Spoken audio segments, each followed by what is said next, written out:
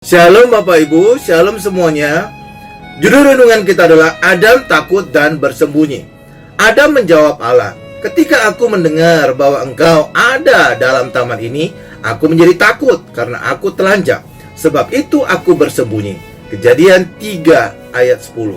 Ini adalah cerita saat Adam dan Hawa makan buah yang dilarang Allah, memakan buah pengetahuan yang baik dan yang jahat. Dan ketika ia memakannya, ia tahu dia telanjang. Bukan hanya itu, ia takut. Maka ia bersembunyi, takut dari Allah dan takut dihukum. Adam takut dan bersembunyi. Ketika manusia makan buah pengetahuan yang baik dan yang jahat, ada dua hal yang terjadi. Pertama, mereka tahu yang baik dan yang jahat.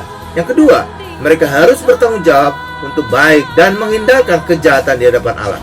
Jadi manusia harus bertanggung jawab sendiri, mengusahakan sendiri, dan manusia gagal. Mengapa?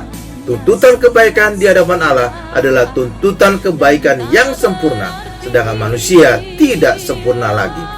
Itulah sebabnya ketika manusia berusaha baik di hadapan Allah, berusaha menjauhkan kejahatan, justru pelanggaran terjadi.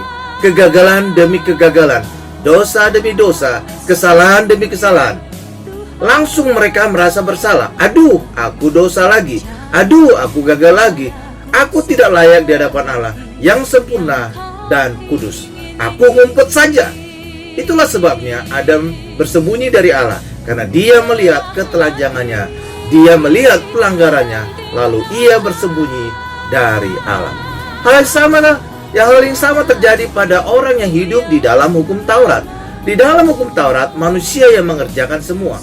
Hukum ini menentukan apakah manusia itu baik atau jahat di hadapan Allah. Dan iblis dengan sigap memakai hukum Taurat untuk mendakwa ketika kita berdosa.